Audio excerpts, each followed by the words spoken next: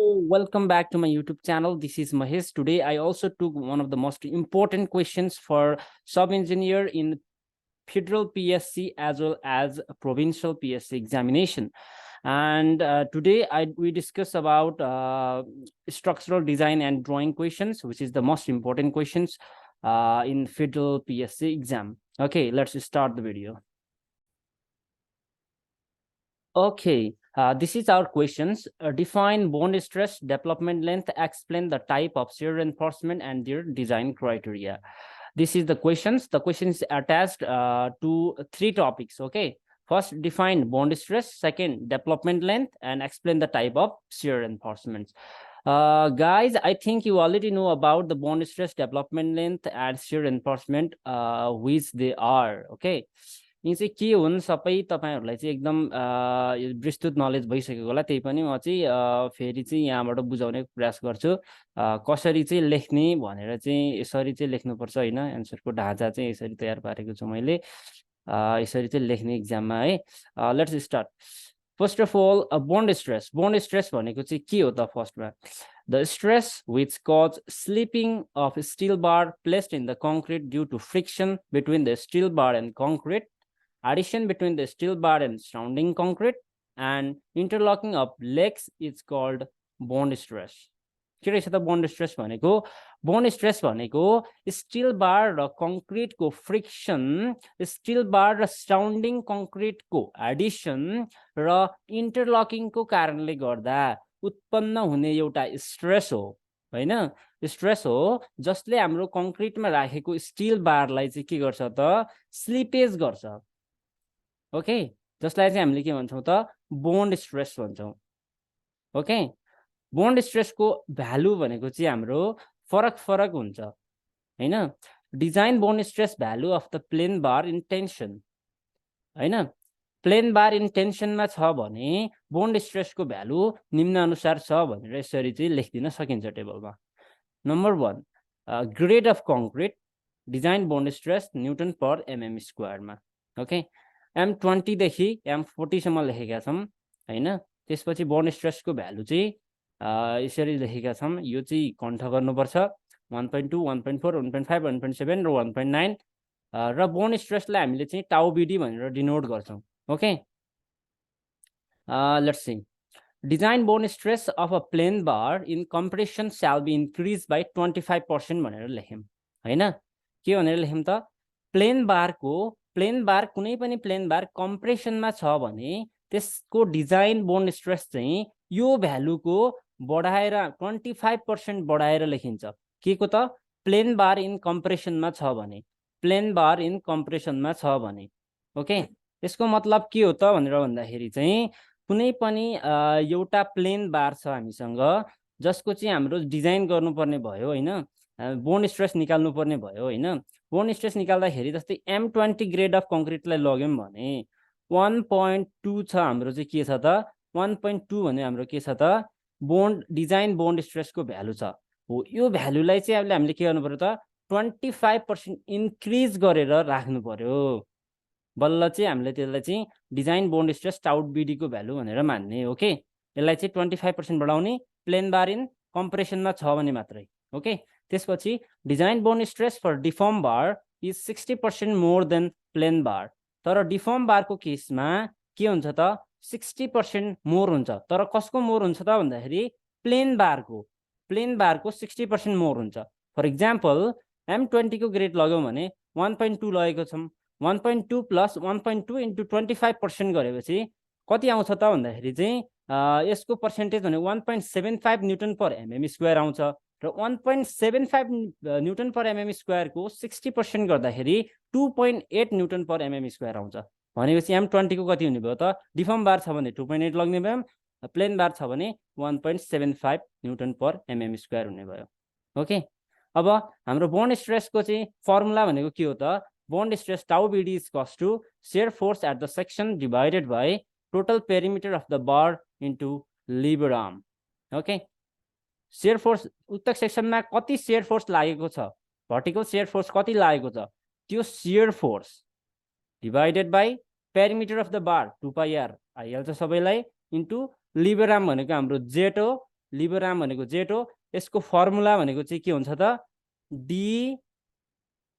Minus x by 3 यो चाहिँ फरक केसमा फरक हुन्छ यो x भनेको चाहिँ के हो त critical depth of neutral axis हो र यो d भनेको के हो त इफेक्टिभ डेप्थ हो ओके लिभर आर्म जेट भनेको चाहिँ के हुन्छ त यसरी निकाल्न सकिन्छ ओके हो यसरी चाहिँ हामीले चाहिँ बोन्ड स्ट्रेसलाई डिफाइन गर्यौं फर्स्टमा है डिफाइन बोन्ड स्ट्रेस भनेको छ अब डेभलपमेन्ट लेन्थलाई डिफाइन गर्नु पर्यो हैन what is development length okay the minimum length of bar which must be embedded in concrete beyond any section or overlap so that no slippage take place के भन्नु त भन्दाखेरि अब डेभलपमेन्ट लेन्थको डेफिनेसन बोन्ड स्ट्रेसको डेफिनेसन हामीले अथाह लेख्न सक्छौं हैन हामीले जति लामो पनि लेख्न सक्छौं जति पनि छ थ्योरी जहाँबाट पनि पाइन्छ त्यो बुकमा छ यता छ उता छ जति पनि लेख्न सक्छौं तर यहाँ के लेख्यौं त only there are 3 points okay 1 2 3 points okay okay हो हामीले के गर्ने त एक्जाममा धेरै लेख्ने हैन we have a limited time if we lose the priceless time we cannot achieve our desired score okay so focus on your time management and start your writing okay के भन्नु त डेभलपमेन्ट लेन्थ भन्नाले the minimum length of the bar which must be embedded in the concrete beyond the any sections or overlap so that no slippage take place हामीले चाहिँ कुनै पनि सेक्सनमा reinforcement राखेपछि त्यसको जंक्सनमा अथवा त्यसको बेन्डहरुमा हामीले चाहिँ एक्स्ट्रा लेन्थ प्रोवाइड गर्नुपर्ने हुन्छ क्या minimum length extra length provide गर्नुपर्ने हुन्छ बियोन्ड द सेक्सन है बियोन्ड द सेक्सनको बाहिर यस्तो मोडेर एक्स्ट्रा लेन्थ प्रोवाइड गर्नुपर्ने हुन्छ त्यसलाई चाहिँ हामीले डेभलपमेन्ट लेन्थ भन्छौं जसले चाहिँ के गर्छ त स्लिपेज हुन दिनबाट बचाउँछ हाम्रो बोन्ड स्ट्रेसलाई कन्सिडर गर्नको लागि to taken into account the bond stress we have to design the development length okay हो त्यही भएर चाहिँ बोन्ड स्ट्रेसलाई हटाउनको लागि हामीले डेभलपमेन्ट लेन्थ चाहिँ प्रोवाइड गर्छौं कुनै पनि सेक्सनमा बीममा स्ल्याबमा ओके त्यसपछि डेभलपमेन्ट लेन्थलाई एलडी ले डिनोट गरिन्छ डेभलपमेन्ट लेन्थको फर्मुला भनेको चाहिँ के हो त 5 सिग्मा st डिवाइडेड बाइ 4 टाउ बीडी यो चाहिँ के को लागि हो त बार इन टेन्सनमा छ भने टेन्सन मेम्बरको लागि छ भने यो चाहिँ के हो त यसको के हो त diameter of the bar sigma st को भ्यालु हामीले कोडबाट लग्ने हो हैन यो fe 250 र fe 500 को फरक छ यसको भ्यालु प्लेन र डिफर्मको बारको फरक छ यो चाहिँ कोडबाट लग्ने हो 4 टाउ बीडी भनेको चाहिँ बोन्ड स्ट्रेस हामीले माथि निकालेको भइहाल्यो टेन्सनमा छ भने कुनै पनि सेक्सन यो फर्मुला लगाउने र कम्प्रेसनमा छ भने 5 टाउ बीडी गर्ने ओके यस भनेको स्ट्रेस हो जुन चाहिँ हामीले कोडबाट लग्ने ओके हो यो चाहिँ हाम्रो डेभलपमेन्ट लेन्थ निकाल्ने फर्मुला भयो अब डेभलपमेन्ट लेन्थ भनेको चाहिँ के रहेछ त ठ्याक्कै बुझौं हैन अब डेभलपमेन्ट लेन्थ भनेको यहाँ एउटा फिगर राखेको छु मैले यो कुनै पनि बीम हो हैन यो कोलम हो यो बीम हो हैन यसको जंक्सनमा हामीले के गरेछौं त यो तलपट्टिको यो हाम्रो टेन्सन रेन्फोर्समेन्ट र यो माथिपट्टिको कम्प्रेसन रेन्फोर्समेन्ट हो ओके माथिको कम्प्रेसन रेन्फोर्समेन्टलाई तल साइड ल्याएर हामीले चाहिँ बेन्ड अप गर्दियौं र तलको चाहिँ टेन्सन रेन्फोर्समेन्टलाई माथि लिएर चाहिँ बेन्ड अप गर्दियौं जुन चाहिँ हाम्रो के हो त यहाँदेखि यो बेन्ड गरेदेखि यहाँदेखि यो सेन्टरदेखि यहाँसम्मको लेन्थ भनेको चाहिँ के हो त एलडी हो डेभलपमेन्ट लेन्थ हो यहाँदेखि यहाँसम्म के हो त यो डेभलपमेन्ट लेन्थ हो ओके यहाँदेखि यहाँसम्म यो डेभलपमेन्ट लेन्थ हो यो चाहिँ जुन चाहिँ बङ्ग्याएको भाग छ यो भनेको डेभलपमेन्ट लेन्थ हो हैन हामीले कुनै पनि स्ट्रक्चरहरुको बीमको स्ल्याबको डिजाइन गर्दाखेरि चाहिँ के गर्नुपर्छ त मिनिमम डेभलपमेन्ट लेन्थ प्रोवाइड गर्नै पर्छ नत्र भनेपछि फेलियर हुन्छ ओके लेट्स मुभ अब त्यसपछि दुईटा टपिक्स चाहिँ यसरी आइडेन्टिफाइन गरिहाल्यौं अब यो भन्दा धेरै नलेख्ने यो भन्दा धेरै जाँदै नजाने टाइम लस्ट हुन्छ okay explain the type of shear रेन्फोर्समेन्टमा अब छिरिहाल्ने अब टाइप्स कसरी कति शियर रेन्फोर्समेन्ट भनेको के हो त फर्स्ट अफ अल भन्दाखेरि चाहिँ अब यहाँ the main purpose of providing shear reinforcement is to resist the diagonal tension and prevent the diagonal tension failure अब शियर रेन्फोर्समेन्ट भनेको त सबैलाई थाहा छ त्यो अब त्यत्रो लामो डेफिनेसन लेख्नु पर्दैन फर्स्ट अफ अल यसको काम चाहिँ के हो त शियर रेन्फोर्समेन्ट भनेर सिधै लेख्ने क्या टु दी पोइन्टमा जाने मेन पर्पज भनेको के हो त to resist the diagonal tension हो हैन शियर रेन्फोर्समेन्ट भनेको यो चाहिँ शियर रेन्फोर्समेन्ट हो हाम्रो, यो चाहिँ शियर रेन्फोर्समेन्ट हो। ओके, शियर रेन्फोर्समेन्ट चाहिँ यो चाहिँ विभिन्न प्रकारमा राखिन्छ, इन्क्लाइन, भर्टिकल, बेन्ट बार, विभिन्न फर्ममा राखिन्छ हो। यो चाहिँ हाम्रो शियर रेन्फोर्समेन्ट हो। ओके, अब यो शियर रेन्फोर्समेन्ट त किन राखिन्छ त भनेर भन्दाखेरि कुनै पनि बिममा हाम्रो जहाँ चाहिँ शियर फोर्सले गर्दा हुने डायगोनल टेन्सन फेलरलाई रेजिस्ट गर्नको लागि हामीले के राख्छौँ त शियर रेन्फोर्समेन्टहरू डिजाइन गर्छौँ। ओके, जुन रेन्फोर्समेन्टहरू हामीले चाहिँ भर्टिकली पनि राख्न सक्छौँ, इन्क्लाइन पनि राख्न सक्छौँ र भर्टिकल इन्क्लाइन दुइटै राख्न सक्छौँ। ओके, त्यो चाहिँ आफ्नो डिजाइनमा भर पर्ने कुरा हो। Okay, let's move on. Types, अब टाइप्स शियर रेन्फोर्समेन्टका टाइप्सहरू कति छन् त भन्दाखेरि भर्टिकल स्टिरअप्स। अब शियर रेन्फोर्समेन्ट भन्दाबित्तिकै हामीले के गर्न सक्छौँ त शियर रेन्फोर्समेन्ट हामीले चाहिँ दुई तरिकाले राख्न सक्छौँ हैन। एउटा चाहिँ के हो त स्टिरअप्स, एउटा चाहिँ बेन्ट अप बार भनेर भन्छ हैन। बिम र स्ल्याबमा चाहिँ दुईटा फर्ममा हामीले शियर रेन्फोर्समेन्ट प्रोभाइड गर्न सक्छौँ, एउटा स्टिरअप्सको फर्ममा र एउटा बेन्ट अप बारको फर्ममा हैन। अब फर्स्टमा स्टिरअप्स भनेर, स्टिरअप्स भनेको भर्टिकल स्टिरअप्स र इन्क्लाइन स्टिरअप्स गरेर दुईटा स्टिरअप्सको फर्ममा राख्न सक्छौँ। अब भर्टिकल भन्नाले कस्तो त, these are the steel bar vertically placed around the tensile reinforcement at a suitable spacing along the length of the beam। के भन्नु त, यी भनेका चाहिँ के हो त भर्टिकली प्लेस्ड गरिएका टेन्साइल रेन्फोर्समेन्टहरू जुन चाहिँ एउटा सुइटेबल स्पेसिङमा राखिएका हुन्छन् थ्रु आउट द लेन्थमा, कुनै पनि बिमको थ्रु आउट द लेन्थमा सुइटेबल स्पेसिङ निकालेर, स्पेसिङ क्याल्कुलेट गर्नुपर्छ हामीले डिजाइन गर्दाखेरि, स्पेसिङ निकालेर भर्टिकल्ली राखिएको हुन्छ जसले शियर फोर्सलाई रेजिस्ट गर्छन् र डायगोनल टेन्सन फेलर हुनबाट बचाउँछ भने त्यसलाई भर्टिकल स्टिरअप्स भन्ने। Like as here these are the vertical stirrups। okay, and the one other things, the vertical stirrups is only bent in the कहाँ त कम्प्रेसन सेक्सन, टेन्सन सेक्सनमा बेन्ट नगरेर हामीले चाहिँ कम्प्रेसन सेक्सनमा बेन्ट गर्नुपर्छ। योहरू देख्नु भएको छ नि हो, यो भनेको चाहिँ माथि लगेर यस्तो घुम्ट्याएको छ, यो भनेको हाम्रो के हो त टेन्सन साइड हो, यो भनेको कम्प्रेसन साइड हो हैन। टेन्सन साइडमा गऱ्यौँ भने हामीले पछि यो फुत्केर फेलियर हुन्छ हैन, यो पुरै क्र्याक हुन्छ, डिस्ट्रोइड हुन्छ बिम, त्यही भएर माथि लगेर बान्ने। ओके, अब डिजाइन क्राइटेरिया के छ त भर्टिकल स्टिरअप्सको हैन। यो चाहिँ 5 भनेको मिनिमम डायमिटर हो हैन, डायमिटर हो, डायमिटर भ्याराइज फ्रम 6 to 16 mm। अब यसको कुरा के छ भने यो 6 mm कतै कतै के छ त 5 mm पनि लेखेको छ हैन, 5 mm पनि लेखेको छ, तर मोस्ट अफ द केसमा अहिलेसम्म युज भइरहेको 6 mm भन्दा माथि नै हो। शियर रेन्फोर्समेन्टको डायमिटर भनेको 6 mm भन्दा माथि नै हो र 16 भन्दा तल नै हो। ओके, 5 मा नजाने 6 मै जाने, अब्जेक्टिभ पनि आउन सक्छ। The minimum diameter of the shear reinforcement is 6 mm, okay, not 5 mm। Free ends are anchored in the compression zone of the beam to the compressive reinforcement। के भन्यो त यसले, अघि मैले भनेको कुरा, फ्री इन्डहरू हुन्छन् जुन चाहिँ यो चाहिँ फ्री इन्डहरू हुन्छन् जुन चाहिँ फ्री इन्डहरू चाहिँ कहाँ एङ्कर गर्ने त, यो टेन्साइल साइडमा नगरेर यो कम्प्रेसन रेन्फोर्समेन्ट भएको साइडमा माथितिर चाहिँ हामीले के गर्ने त एङ्कर गर्ने भनेर भन्छ हैन। त्यसपछि के हुन्छ, maybe 1 leg, 2 leg, 4 leg, it depends on the magnitude of shear force. के त यो चाहिँ leg 1 leg, 2 leg, 3 leg, 3 leg त हुँदैन, 4 leg भनेर हुन्छ हैन। यो चाहिँ केमा भर पर्छ त म्याग्निट्युड अफ शियर फोर्स, हाम्रो शियर फोर्सको म्याग्निट्युड त्यो पोइन्टमा कति आउने छ, त्यो बिममा कति आउने छ, त्यो क्याल्कुलेट गरेर चाहिँ हामीले चाहिँ के राख्छौँ त कुन चाहिँ राख्ने भनेर डिसाइड गर्छौँ। ओके, लेट्स सी, यो चाहिँ सिंगल लेग वाला हो, यो जस्ट चाहिँ हाम्रो यो ब्यान्डहरुमा, प्लिन्थ बिमहरुमा यो चाहिँ तल राखेको हुन्छ नि, एकदम पातलो ब्यान्डहरुमा, लिन्टेलहरुमा पनि राख्न मिल्छ। यो चाहिँ 1 लेग क्या, यस्तो घुमाएर एउटा दुईटा फेरि घुमाउँदैन, सिधै यस्तो गरेर यहाँ एङ्कर गरिदिन्छ हैन। यो चाहिँ टेन्सन रेन्फोर्समेन्ट, यो चाहिँ कम्प्रेसन रेन्फोर्समेन्ट। ओके, अब 2 लेगमा के हुन्छ त भन्दाखेरि चाहिँ 4 वटा बारहरु छ हामीसँग, 4 बार राख्नै पर्छ हामीले चाहिँ। त्यसपछि के गर्छ त मजाले यो घुमाएर यहाँ एङ्कर गरिदिन्छ हैन। कहाँ गर्यो त एङ्कर, कम्प्रेसन साइडमा एङ्कर गरेछ है। त्यसपछि यो झुकिएर पनि यहाँ तल नबनाउने, ओके, यो माथि नै एङ्कर गरिन्छ। अब 4 लेगमा चाहिँ के हुन्छ त भन्दाखेरि चाहिँ यसमा चाहिँ यस्तो हुन्छ 4 लेगमा हैन, यहाँ यस्तो हुन्छ, यहाँ यसरी चाहिँ यस्तो गरेको हुन्छ, यहाँ एङ्कर गरेको हुन्छ। ओके, यो मिस्टेकले तानेको बिचको लाइन यो होइन,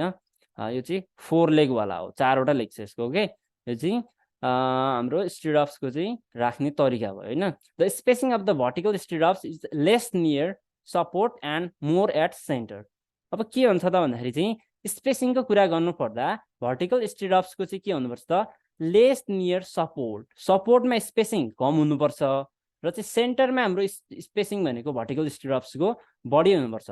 यसको मतलब यसको अपोजिटमा हामीले के पनि भन्न सकियो त हामीले चाहिँ more number of vertical stirrups चाहिँ कहाँ राख्नु पर्यो सपोर्टमा राख्नु पर्यो र चाहिँ lace number of vertical stirrups कहाँ राख्नु पर्यो त नम्बर भन्यो भने सेन्टरमा कम राख्ने हैन नम्बर भन्यो भने सेन्टरमा कम राख्ने स्पेसिङ भन्यो भने चाहिँ सपोर्टमा कम राख्ने ओके यो झुक्याउन सक्छ यो अब्जेक्टिभको लागि पनि एकदम इम्पोर्टेन्ट क्वेसन हो के गर्ने त नम्बर भन्यो भने चाहिँ मिनिमम कहाँ राख्ने त सेन्टरमा राख्ने स्पेसिङ भन्यो भने मिनिमम कहाँ राख्ने त सपोर्टमा राख्ने ओके लेट्स मुभ अन किन राख्ने त भन्दाखेरि चाहिँ हाम्रो चाहिँ मिनिमम स्पेसिङ सपोर्टमा राख्यौँ भने सपोर्टमा हाम्रो शियर फोर्स धेरै आउँछ त्यसैले कारणले गर्दा हामीले नम्बर अफ भर्टिकल स्टिरप्स चाहिँ धेरै राख्छौँ र चाहिँ स्पेसिङ कम राख्छौँ एकदम बाक्लो राख्छौँ ओके हो त्यही भएर चाहिँ अब यस्तो भइहाल्यो हैन अब क्रस सेक्सन अफ स्टिरप्स यो फिगरहरू बनाइदिने यसरी चाहिँ यति पोइन्ट लेखेर त्यसपछि अब इन्क्लाइन स्टिरप्सतिर जाम हैन Inclined stirrups are also provided generally at 45 degree for resisting diagonal tension. के त inclined stirrups भनेको के हुन्छ त 45 डिग्रीमा राखिन्छन् जसले चाहिँ डायगोनल टेन्सनलाई चाहिँ रेजिस्ट गर्छ डायगोनल टेन्सन फेलर हुनबाट बचाउँछ जुन चाहिँ 45 डिग्रीमा राखिन्छन् same as this but this reinforcement are provided in 45 degree to the main reinforcement to the longitudinal reinforcement okay longitudinal reinforcement को तुलनामा 45 degree को एंगल बनाएर राखिन्छ okay but these all types of stirrups are provided 90 degree okay perpendicular to the longitudinal reinforcement or tensile reinforcement okay अब त्यसपछि design criteria अब कसरी design गर्ने त इन्क्लाइन्ड स्टिरप्सलाई एकदम टु दी पोइन्ट है टु दी पोइन्ट मात्रै लेख्ने धेरै लेख्नै पर्दैन यहाँ they are provided throughout the length of the beam हैन यो त लेन्थ अफ द बीममा प्रोवाइड गर्नु परिहाल्यो ओके बीचमा नराख्ने यता राख्ने नराख्ने भन्ने कुरा भएन 45 डिग्री टु द लंगिट्युडनल बार को 45 डिग्री बनाएर चाहिँ राख्नु पर्यो यसरी 45 डिग्री ओके यो पनि 45 डिग्री सबै 45 डिग्री को एंगल बनाएर राख्ने यो भनेको इन्क्लाइन स्टिरप्स हो यो हाम्रो बीमको सेक्सन हो र यो एसबी भनेको चाहिँ भर्टिकल स्टिरप्स को चाहिँ के हो त स्पेसिङ हो यो पनि स्पेसिङ क्याल्कुलेट गर्ने हाम्रो चाहिँ क्राइटेरिया दिएको छ स्पेसिङको लागि त्यो क्राइटेरियामा रहेर क्याल्कुलेट गर्ने त्यो क्राइटेरिया मैले तल लेखेको छु ओके अब अर्को छ हाम्रो combination of vertical and incline अब दुईटैको कम्बिनेसन गरेर चाहिँ हामीले चाहिँ राख्न पनि सक्छौं ओके जसमा चाहिँ बेन्ट अफ बार्स भनेर भन्न सकिन्छ इन्क्लाइनमा यसरी राख्यो भने यसलाई बेन्ट अफ बार भन्छ हैन यो चाहिँ भर्टिकल स्टिरप्स हो ओके बेन्ट्स अफ बारको रूपमा पनि राख्न सकियो अब यो फिगर बनाइदिने अब त्यसपछि तल लेखेको छु मैले maximum shear stress in rectangular beam is equals to 1.5 into average stress के हुन्छ त रेक्टेंगुलर बीम मा यो चाहिँ अब्जेक्टिभ को लागि पनि इम्पोर्टेन्ट छ है focus the point okay maximum shear stress in a rectangular beam भनेर सोधिन्छ 1.5 into average stress भनेर यसो अप्सनहरु हाल्दिन्छ this is answer okay the maximum shear stress in circular beam मा कति हुन्छ त 1.33 into average stress को 1.33 हुन्छ है हो यो मल्टिप्लाई गर्यो भने मात्रै के हुन्छ त maximum shear stress निकाल्नलाई यो 1.33 भन्ने फ्याक्टरले यहाँ मल्टिप्लाई गर्ने सर्कुलर को केसमा र रेक्टेंगुलर को केसमा 1.5 ले मल्टिप्लाई गर्ने एभरेज स्ट्रेस सँग है त्यसपछि म्याक्सिमम स्ट्रेस पत्ता लाग्छ हैन त्यसपछि म्याक्सिमम स्पेसिङ अफ शियर एन्फोर्समेन्ट अब स्पेसिङ को कुरा यहाँ गरौँ स्पेसिङ कति कति राख्ने त इन्क्लाइनमा कति राख्ने भर्टिकलमा कति राख्ने ओके हैन किन माथि लेखेन त भन्दाखेरि यहाँ समरीमा लेख्दाखेरि दुईटैको कन्क्लुड आए जस्तो हुन्छ त्यही भएर चाहिँ तल राखेको हैन अब चाहिँ 75D or 300 mm whichever is less for vertical stirrups यदि हामीले vertical stirrups डिजाइन गरेको छौं भने त्यस्तो केसमा हामीले 300 mm अथवा 75D D is the diameter of bar okay in mm हैन जुन चाहिँ हाम्रो के आयो त लेस आयो मोर हैन है लेस आयो त्यो चाहिँ हामीले vertical stirrups को स्पेसिङ राख्ने okay D or 300 mm whichever is less for incline stirrups incline स्टिरअप्सको लागि के राख्ने त 300 mm अथवा डी भनेको diameter of bar whichever is less यसमा पनि जुन कम आयो त्यही भ्यालु नै राख्ने हैन इन्क्लाइनको केसमा अब spacing is minimum near the support and maximum near mid भनेको चाहिँ अघिकै पोइन्ट हो स्पेसिङ कहाँ राख्यौँ त मिनिमम हामीले चाहिँ सपोर्टमा स्पेसिङ मिनिमम राख्ने र म्याक्सिमम नियर द मिड पोर्सनमा ओके हो यति लेख्यो भने चाहिँ हाम्रो के भयो त हाम्रो चाहिँ यो क्वेसन चाहिँ कम्प्लिट भयो क्या अब यत्रो पुरै महाभारत लेख्नु पर्दैन अब बोन्ड स्ट्रेस भन्ने बित्तिकै यहाँसम्म एक पेजै लेखिदिने जस्तो गर्ने होइन अब डेभलपमेन्ट लेन्थ भन्ने बित्तिकै पुरै लेखिदिने होइन ट्याक्क 2टा पोइन्ट लेख्ने हो टु दि पोइन्टमा एन्सर दिने त्यसपछि मजाले बुझ्छ सम्भव भएसम्म फर्मुलाबाट चाहिँ रिप्रेजेन्ट गर्न खोज्ने बुझाउन खोज्ने फिगरबाट रिप्रेजेन्ट गर्न खोज्ने जसले चाहिँ एकदम हाई स्कोर गर्ने सम्भावना हुन्छ त्यसपछि हो यसरी नै हामीले यो एन्सरहरू लेख्ने हो हैन आजको लागि यो भिडियो यति नै गरौँ अब चाहिँ नेक्स्ट भिडियोमा अरू टपिक्सहरू अरू क्वेसनहरूलाई कभर गर्दैछु okay this PDF is provided in the video descriptions please check in the video descriptions and download the PDF and you can see this sample answer okay bye good night